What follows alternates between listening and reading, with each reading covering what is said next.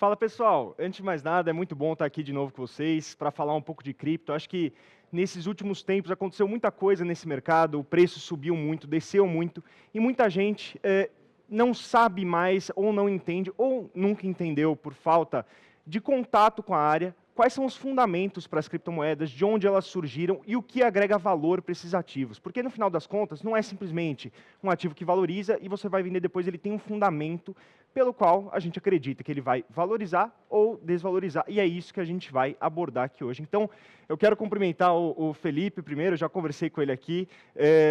Ele produz um conteúdo incrível, se vocês quiserem seguir ele nas redes sociais também, acho que é muito bacana. E como primeira pergunta, eu queria perguntar para você de onde vieram as criptomoedas, então, principalmente o Bitcoin, como ele surgiu lá atrás, então, o que tem nessa tecnologia que faz com que ela seja tão disruptiva e o que ela propunha para o mundo na época que ela apareceu. Primeiramente, boa tarde a todo mundo, um prazer poder estar aqui. Bom, a história do Bitcoin ela surge como uma resposta, né, ao sistema financeiro na época. Teve aquela grande crise das subprimes ali em 2008, e aí um grupo de cyberpunks se juntaram num fórum e começaram a criar uma alternativa monetária, né? Então, na verdade, eles vieram com uma proposta realmente para que substituísse o dinheiro que a gente conhecia na época, que continua sendo dólar, obviamente, mas eles ficaram um pouco enfurecidos com o que tinha acontecido, com as coisas que estavam acontecendo com o mercado financeiro, então criaram aí essa proposta do Bitcoin, né? Então, basicamente, o Bitcoin ele surge, a ideia em 2008, dentro de um fórum de criptografia, que era o Cyberpunks, e aí esse conjunto de pessoas se juntaram e começaram então a desenvolver as criptomoedas, né? No caso, o Bitcoin, que foi a primeira. Mas ela só foi ao ar ali em janeiro de 2009, e aí desde então nunca saiu fora do ar e continua rodando até hoje interruptamente. Eu acho interessante, pelo momento que ela surgiu, justamente ela tentar tirar a dependência que se tinha sobre as instituições financeiras tradicionais. Então, eu acho que é o principal propósito, pelo menos do Bitcoin, e depois foram derivando em outros propósitos, em outras criptomoedas. Eu queria saber de você qual que é a principal diferença entre o papel moeda que a gente tem hoje, então, por que a pessoa investiria em um criptoativo ou teria um criptoativo ao invés de ter um papel moeda da forma que a gente tem hoje? Não, perfeito. O papel moeda, como a gente conhece hoje, ele já vem de muito tempo, né? Se a gente olhar a história do dinheiro como um todo, tudo começou como meios de troca, uma época foi açúcar, outra época foi boi, e aí a gente começa a ver a evolução do dinheiro como um todo, até chegar no papel moeda, né? Vale lembrar que existiram outras formas de dinheiro antes, mas a mais utilizada hoje, acho que talvez por mais tempo, é o papel moeda. E a principal diferença hoje do papel moeda é que ele é físico, né? Você consegue encostar nele, você consegue ter ele na sua mão, na sua carteira, pode usar para comprar um pão, pode usar para comprar alguma coisa, e você vê o papel propriamente dito na sua mão, né? Falando de alguns aspectos assim físicos, né? E a criptomoeda não, a criptomoeda ela é basicamente ela acontece no mundo digital, ela acontece dentro da internet, né? Muitas pessoas categorizam as criptomoedas como a moeda da internet, o dinheiro da internet, porque surgiu na internet, funciona na internet, então começa por aí.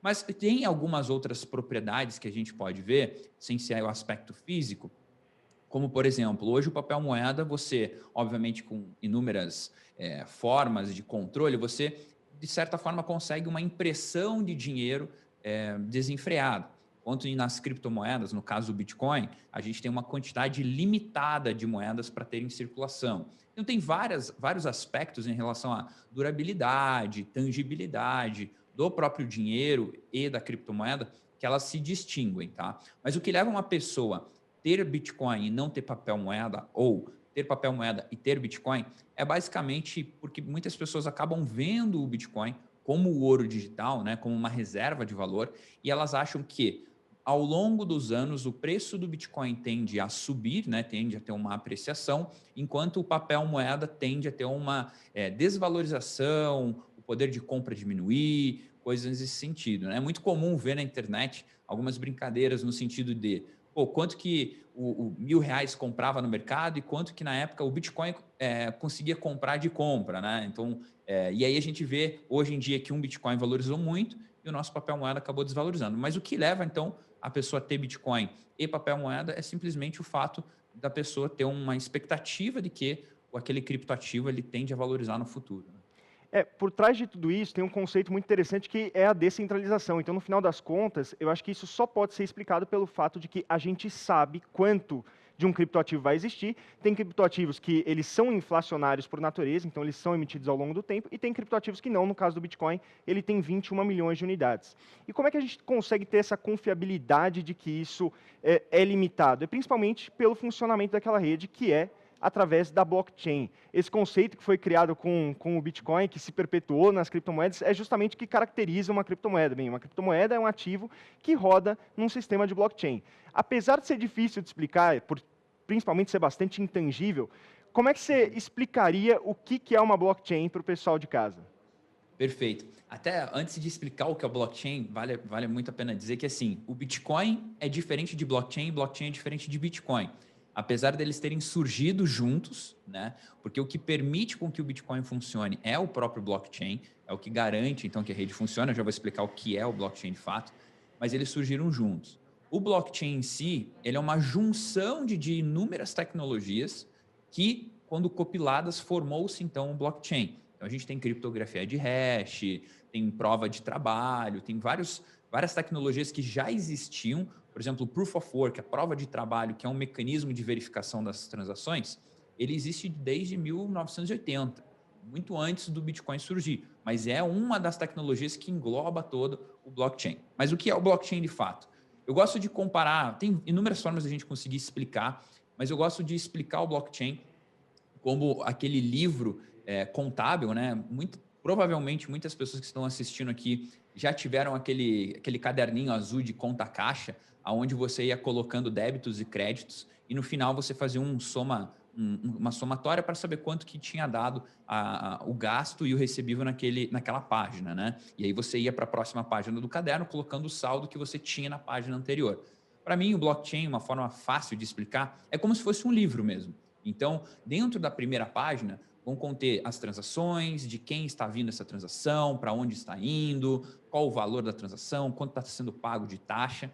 E uma vez essa página preenchida, que elas são chamados de blocos, uma vez esses blocos preenchidos e assim verificados que aquelas informações são verdadeiras, ele parte para um próximo bloco. E nesse próximo bloco, ele sempre vai conter informações necessárias para dar continuidade. Então, é como se fosse o livro caixa. No final do dia, ele vai pegar aquela transação final, aquele código daquele bloco, e ele coloca no bloco, no próximo bloco, sempre para remeter uma sequência lógica de blocos. Então, é por isso que o blockchain ele se torna imutável, né? O que é imutável? Você não poder modificar uma informação anterior, porque ele sempre vai fazer menção ao bloco anterior.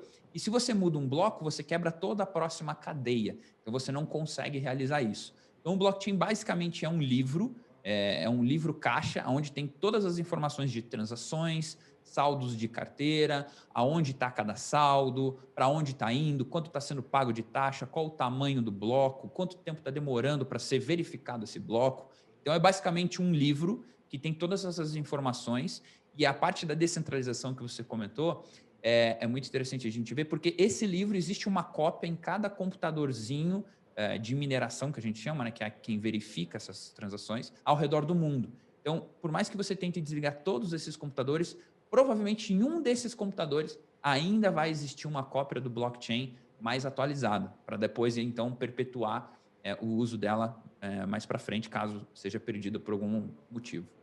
Foi uma coisa que a gente até comentou, o fato do Bitcoin existir, ele não vai parar de existir até que o último computador seja desligado, então ele é uma coisa que veio para ficar no final das contas, e ele vai continuar assim como a maioria das criptomoedas vão continuar. Um ponto bastante interessante que eu uso para citar e descrever o que é blockchain, só para o pessoal de casa entender, é uma analogia de um campo de futebol. Quando você faz uma TED ou uma DOC, é como se o Banco Central e as instituições ali estivessem num palco falando, ó, esse cara está mandando para esse cara e essa transação é verídica, os dois têm esse saldo. No caso de uma blockchain, blockchain é como se você estivesse num estádio de futebol e você quisesse levar um saquinho de moedas para o outro lado. Você não pode fazer isso até que 50% dos torcedores mais um validem aquela informação. Os torcedores, eles recebem uma equação matemática, e o primeiro que resolver ganha o direito a receber novas criptomoedas. Então, isso é como funciona na blockchain do Bitcoin. E aí ele compartilha com todos os outros, quando os outros falam que é verídico, você pode levar a moedinha para o outro lado.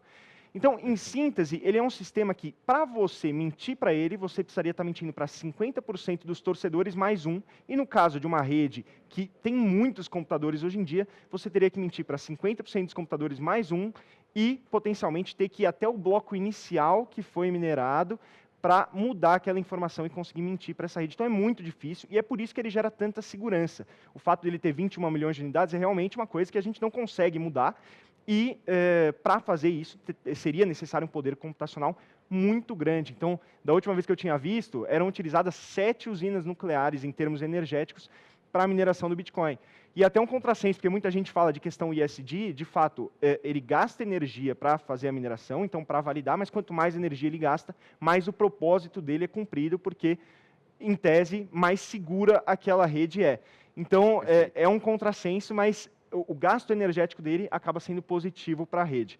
Acho que uma outra moeda que também está bastante em alta, que vale a pena a gente comentar, é Ethereum. E eu queria que você falasse um pouquinho sobre os smart contracts. Então, o que ela faz efetivamente e o que são esses smart contracts, que é justamente o propósito pelo qual ela tem alguma diferenciação do Bitcoin hoje em dia. Não, perfeito. A Ethereum, hoje, é o segundo blockchain mais conhecido e provavelmente o mais utilizado, tá? Qual que é a diferença do Ethereum para o Bitcoin, por exemplo? Primeira característica é que o Bitcoin tem uma quantidade limitada, enquanto o Ethereum é ilimitado. Vale a pena a gente diferenciar aqui que Ethereum é o blockchain e Ether é a criptomoeda. Mas no final do dia todo mundo chama de Ethereum porque acabou sendo Ethereum, tá?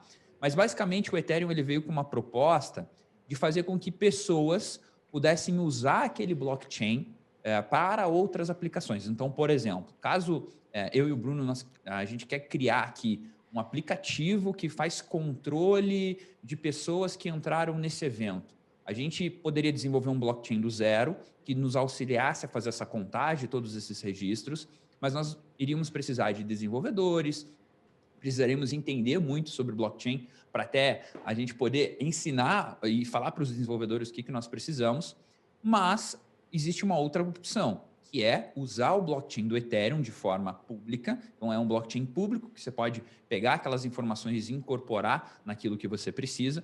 E aí, então, você acaba desenvolvendo toda aquela aplicação que você teria um baita trabalho para desenvolver. Você pega já um blockchain pronto para colocar no seu aplicativo. É como se fosse um white label. Vou considerar aqui o Ethereum um white label de blockchain, né? Porque você usa a tecnologia para rodar o seu aplicativo, sua criptomoeda. E dentro do blockchain da Ethereum, existem os chamados smart contracts, que são contratos inteligentes. O que são contratos inteligentes? O próprio nome é bem sugestivo, né? É um contrato de uma forma inteligente. Então, basicamente, vamos supor que eu queira comprar um artigo, eu queira comprar alguma coisa, e o vendedor também ele quer vender. Então, eu quero comprar, tem alguém que quer vender, mas nós não confiamos um do outro. Como que hoje nós faríamos isso? Provavelmente a gente encontraria um intermediador, alguém que ficaria com dinheiro, um escrow account, por exemplo. Nós teríamos alguém que fica com o dinheiro, fica com o produto e essa pessoa troca. Mas agora no meio digital, com os smart contracts, existe como fazer isso sem você precisar conhecer a parte vendedora e o vendedor conhecer o comprador. Então, basicamente, é um código de programação que você deixa já setado todas as regras daquele contrato. Então, seria mais ou menos assim. Desse contrato, eu colocaria que eu vou enviar o dinheiro para a carteira de Ethereum XYZ e o Bruno ele colocaria esse arquivo que eu quero comprar dele no repositório XYZ também. Uma vez eu colocando dinheiro e ele colocando esse arquivo, automaticamente seria então executado essa troca, onde o arquivo viria para mim e o dinheiro iria para ele. Isso 100% de forma digital, com segurança e mutável também. É por isso que hoje, quando uma pessoa ela programa um contrato inteligente, ela tem que programar esse contrato muito bem programado, Porque depois de programado, você não consegue modificar ele. Você teria que criar um outro contrato e substituí-lo. Tá? Então, basicamente, os contratos inteligentes foi uma forma de que foi possível desenvolver uma automação num meio de troca entre duas partes que não necessariamente elas se conhecem, mas garante a segurança dessa transação entre duas partes desconhecidas, vamos assim dizer. E é muito legal, porque quando você fala de Bitcoin, você está falando de uma coisa que você pode enviar de uma pessoa para outra. Quando você fala de Ethereum, você fala de alguma coisa que você vai enviar de uma para outra, uma pessoa para outra, uma informação, se algo acontecer. Então, na linguagem Sim, de programação, quando você coloca esse C dos smart contracts, você amplia o mercado endereçado, o que a Ethereum pode fazer, o que essa blockchain pode fazer, em muita coisa. Então, só um exemplo, você pode pegar um empréstimo hoje, através da blockchain da Ethereum, você dá uma garantia, um perfeito. colateral em criptomoeda, e pega o dólar de volta e, enfim, faz compras e você deixou de garantir uma criptomoeda ali na plataforma. Então já existe esse tipo de funcionalidade que roda numa plataforma descentralizada, ou seja, com mais segurança. E a tese de investimento disso, pro Ether, para a moeda, é justamente essas plataformas criadas nessa blockchain pagam uma taxa para utilizar essa blockchain. Por Perfeito. consequência, quanto mais pessoas estão linkadas àquela rede, mais funcionalidades, mais Ether vai ter que estar na mão das pessoas para pagar as taxas e mais a moeda tende a valorizar, que é um pouco diferente do Bitcoin. Quando a gente fala de Bitcoin, a gente está falando essencialmente de um ativo que a gente acha que vai virar uma reserva de valor ou vai virar o dólar do futuro. Então, a gente está falando de mercados endereçados e propósitos diferentes. Uma coisa que eu queria perguntar para Exatamente. você é como você vê o Bitcoin nesse ambiente? Então, você vê ele mais como um dólar do futuro, que é o que muita gente comenta, ou você vê ele mais como reserva de valor? Eu, particularmente, gosto mais da tese de reserva de valor. Queria saber de você. Não, perfeito. Essa é uma pergunta que muitas pessoas fazem mesmo, né? É reserva de valor? Não é? Se provou, não se provou? Mas eu particularmente acredito que o Bitcoin como moeda mesmo, ele não vai perpetuar. Por que que eu acredito nisso? Porque hoje as transações, elas demoram 10 minutos para o bloco ser verificado, muitas vezes você tem que pagar uma taxa alta dependendo do congestionamento da rede, o que viabiliza você ir lá comprar teu cafezinho com Bitcoin. Então, eu acredito que o Bitcoin ele está mais para uma reserva de valor do que, de fato, moeda corrente, né, como o novo dólar. Eu acredito que também cada vez mais empresas, governos vão começar a olhar ele com uma forma mais atraente, né, e vão começar, então, a acumular um pouco mais esse ativo, porque, puxa, por que não ter, né? Então, assim como muitas empresas, governos têm ouro, eu acredito que o Bitcoin pode começar a ter o seu espaçozinho pequeno ainda, mas na carteira e nesses por detrás desse lastro, coisas que as pessoas venham precisar. E para o investidor que está começando, para ele ter um criptoativo, o que é necessário para ele? O que ele precisa entender sobre a custódia, sobre como comprar, como vender, o que tomar cuidado para ter um ativo como esse? Não, perfeito. Você sabe que, para quem está começando, sempre parece muito difícil, né? Uma sopa de letrinhas, coisas, tipo, nomes cada vez mais complicados, termos, mas no final do dia, é só os nomes que são todos complicadinhos, mas os significados deles são muito simples, né? Mas basicamente, para você comprar um criptoativo, seja o Bitcoin, seja o Ethereum, seja qualquer outro, é como se fosse para você investir em ações. Você abre uma conta em uma corretora e você realiza o depósito dentro dessa conta e compra o Bitcoin ali ou o criptoativo. Só que tem um porém, né? Quando você realiza a compra direto numa corretora de cripto, você pode deixar o saldo na corretora e a corretora vai fazer a custódia para você. Lembrando que, diferente do mercado de capitais, não existe nada que enderece aquele saldo a você, ao teu CPF, algo nesse sentido. Então, quando ele fica na custódia da corretora, assim como já aconteceu várias vezes na história, se a corretora, por algum motivo, sofre um ataque hacker e perde o saldo, não existe nenhum seguro, nada que te garanta. Obviamente que também as corretoras hoje têm sistemas de segurança gigantescos, cada vez menos isso acontece, ou até mesmo faz uns 2 anos que eu não vejo isso acontecer, mas como não existe algo nesse sentido, a pessoa que faz a custódia, ela deve então comprar isso numa corretora e tirar o saldo da corretora para uma carteira. Ou, caso a pessoa fale assim, pô, Felipe, entendi o que você quis dizer, parece ser super simples, mas eu não estou a fim de fazer custódia. Aí a pessoa pode acessar um produto financeiro através do mercado de capitais, né, um ETF, algo nesse sentido, e aí investir em criptoativo através de um mecanismo tradicional, aonde vai ter uma custódia muito bem estabelecida pelos órgãos, pelo sistema regulatório, e que traz uma segurança muito maior para o investidor. Porque tem que lembrar que assim, existe o entusiasta que ele quer ter o criptoativo na carteira, ele não quer que ninguém encoste naquele Bitcoin, ele quer fazer a custódia. E existe a pessoa que quer ter a exposição ao ativo, mas não está afim de fazer custódia. E aí sim o mercado tradicional hoje consegue oferecer produtos muito bem para essas pessoas. O principal risco, eu acho, quando você fala de criptoativo, de ter aquela custódia, é a chave privada. Então, a chave privada é o que dá Perfeito. acesso àquele criptoativo. Se alguém pega aquela chave privada, você perde, alguma coisa assim, ou a sua chave privada está com um terceiro, você corre o risco de, eventualmente, perder aquelas suas criptomoedas. Então, eu brinco que os ETFs, hoje em dia, de cripto, então a gente tem o Hash 11 dentro de casa, inclusive, que é um ETF recente que dá exposição a algumas criptomoedas, é justamente como você avançar nesse segmento da forma, antes você tinha o dinheiro guardado debaixo do colchão e agora você tem dinheiro em uma corretora, em um custodiante. Óbvio, tem muita gente que por propósito fala, eu prefiro ter o criptoativo, eu prefiro fazer a segurança da minha chave privada. Eu acho que muita gente, principalmente as pessoas que estão no Bitcoin desde o início, preferem ter aquele criptoativo em mãos, porque justamente por ser descentralizado, ele não quer passar aquela custódia para um terceiro e falar, eu vou seguir o propósito daquele ativo, realmente arrisca.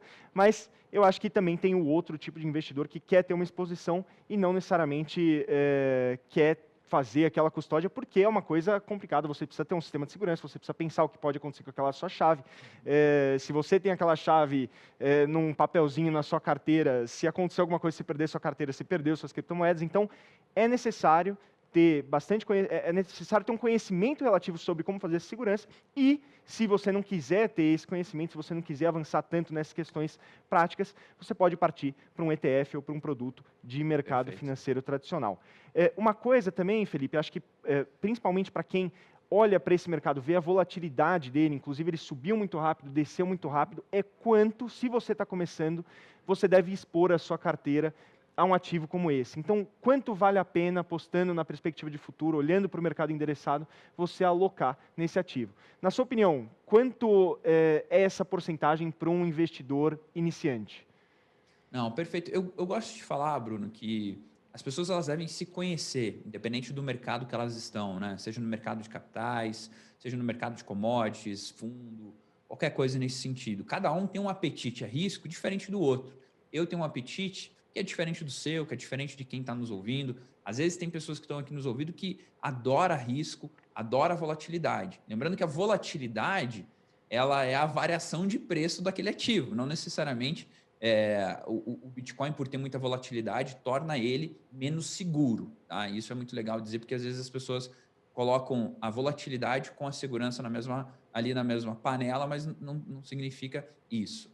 Eu gosto de dizer que a pessoa que está começando pode começar com 2%, 3% do patrimônio, às vezes 1%, dependendo do apetite a risco. E por que eu gosto de sempre falar isso para as pessoas? Porque é como se você estivesse entrando numa piscina. A piscina está gelada, você não se joga na piscina.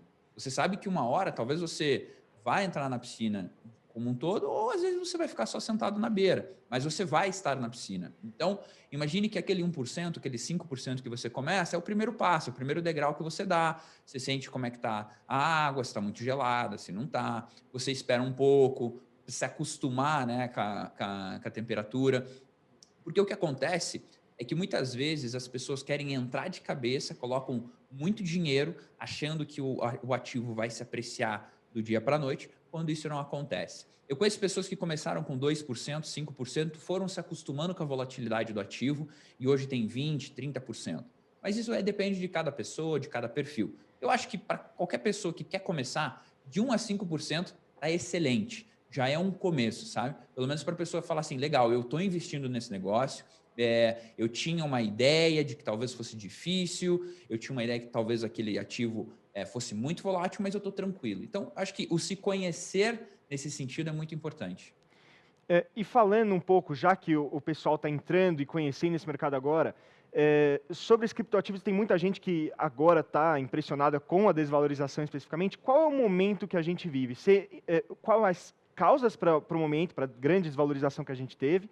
E como você vê a perspectiva desses ativos? É mais uma oportunidade ou eles efetivamente estão passando por um risco aí, um momento que a gente tem que se preocupar? Não, legal. Sabe uma coisa que as pessoas, elas sempre comparam o ativo quando ele está caindo, né? Sempre quando preocupa mais as pessoas. A gente sente muito mais a dor do que a felicidade. Então, por exemplo, as pessoas que viram o Bitcoin a US$ 65.000 e hoje ele na casa dos 30, elas ficam desesperadas, porque elas pensam, puxa, caiu 50%. Só que o que as pessoas esquecem é que o Bitcoin, desde o começo de 2020, ele saiu de US$ 7.000 até US$ 65.000. Então, a gente teve uma apreciação quase de 10 vezes.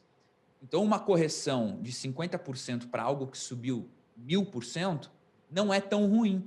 Por quê? Porque quem comprou lá em 2020 ainda tem 500% de valorização, o que é uma valorização absurda, né? A gente fala esses números, até parece que estamos falando errado.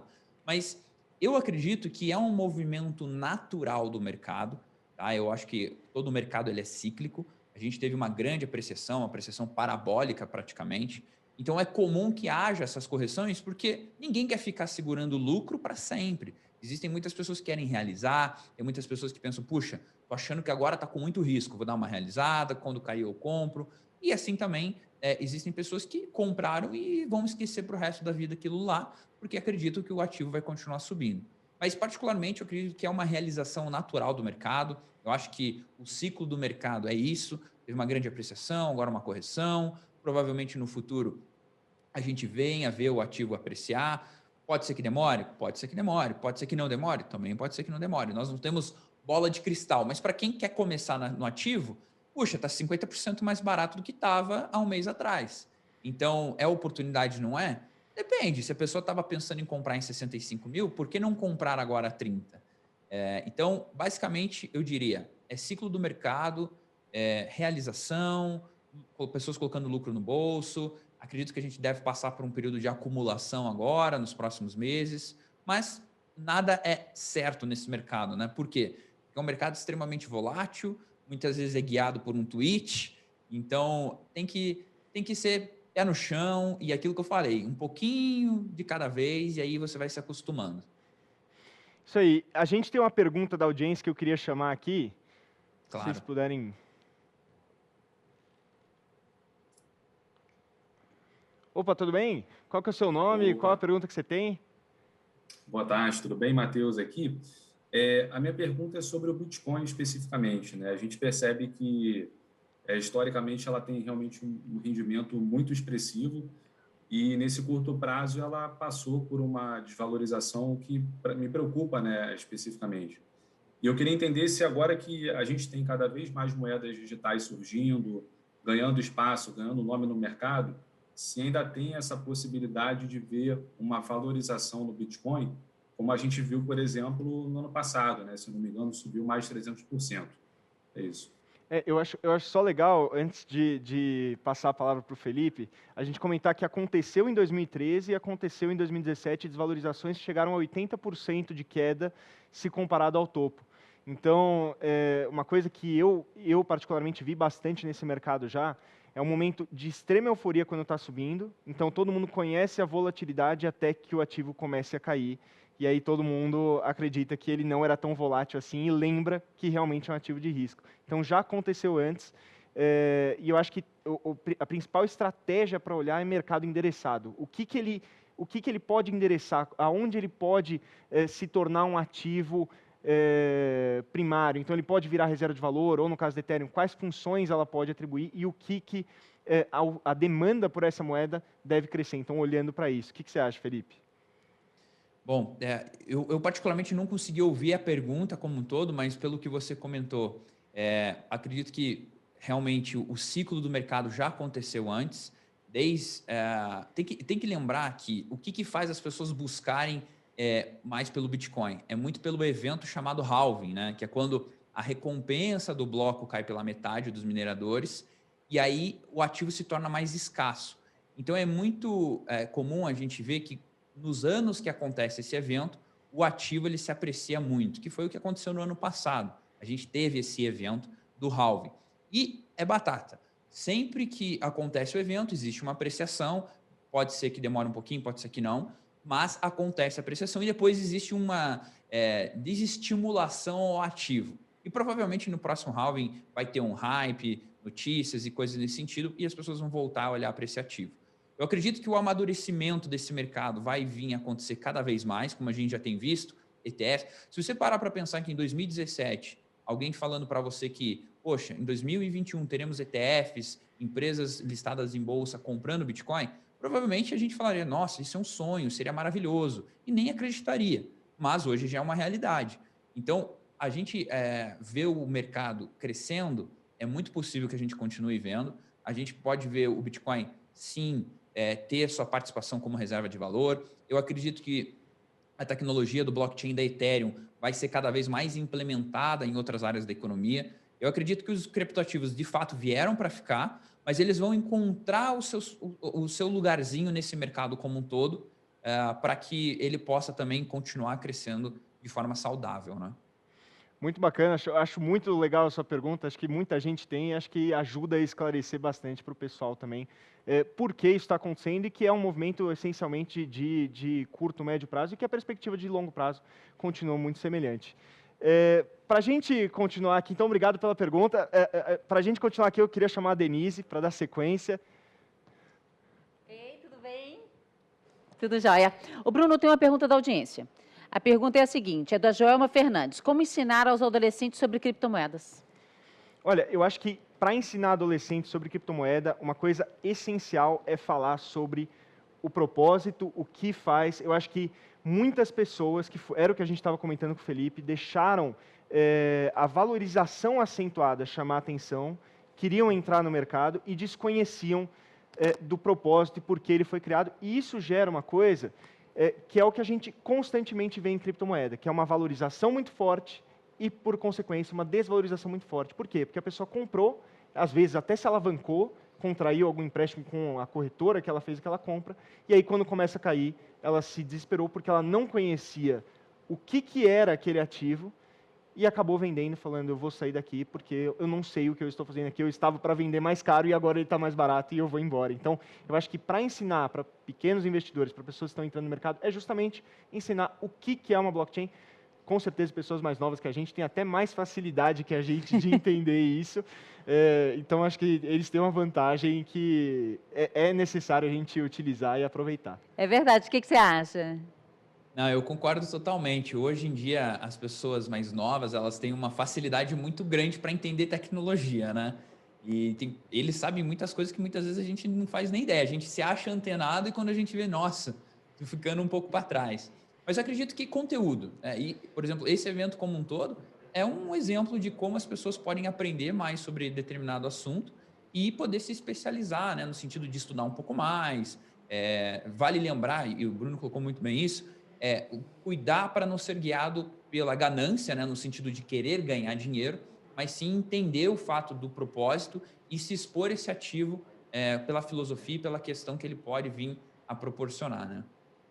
Tá ótimo. Queria muito agradecer a presença de vocês e a pergunta das pessoas que enviaram, a pergunta também do nosso amigo que apareceu aqui e também se expressou. E queria lembrar que 2 vezes por mês, né, a cada 15 dias, a gente tem no nosso canal do YouTube um programa com o Bruno Bandeira. Nessa segunda-feira, inclusive, a gente vai ter um desses programas falando sobre o Bitcoin especificamente. Maravilha. Então, estão todos convidados a se inscreverem lá no canal para continuar acompanhando esse assunto aqui com o Bruno. E outra coisa, a gente preparou, Bruno, um videozinho para mostrar como as pessoas podem adquirir na plataforma o Hash 11 que você comentou agora há pouco. Vamos ver. Abra o aplicativo da Genial, clique em Novo Home Broker. Automaticamente abrirá a tela de cotação. Vá em Menu, Negociação, Comprar ou Vender. Aqui já vai abrir um papel default. Clicando no ativo, você consegue digitar um novo código. Aqui no exemplo, eu vou investir no ETF de cripto da Hashdex. Então, vou inserir o código HASH11. O tipo de ordem, a quantidade que desejo comprar, o preço que eu aceito pagar por cada cota, além disso, a validade dessa ordem. O valor total será preenchido automaticamente. Clique em comprar, digite a sua assinatura eletrônica e pronto. É isso aí. Vamos ver mais uma enquete?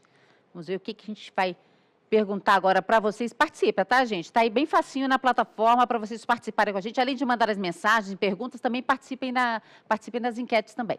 Qual é o objetivo, qual é o seu objetivo com os investimentos? Primeira opção, fazer uma viagem. Segunda, comprar uma casa. Terceiro, previdência privada. Quarta, aumentar meu patrimônio. Bem, o meu seria todos, né? Mas tudo bem. Gente, mas esse sou eu. Mas então, coloca na prioridade. Se você for tipo eu, quiser tudo também, coloca na prioridade. O que você quiser mais? Coloca aí na enquete, que a gente quer entender um pouco dos sonhos e desejos de você, para a gente poder passar a mensagem do jeitinho que vocês esperam e merecem.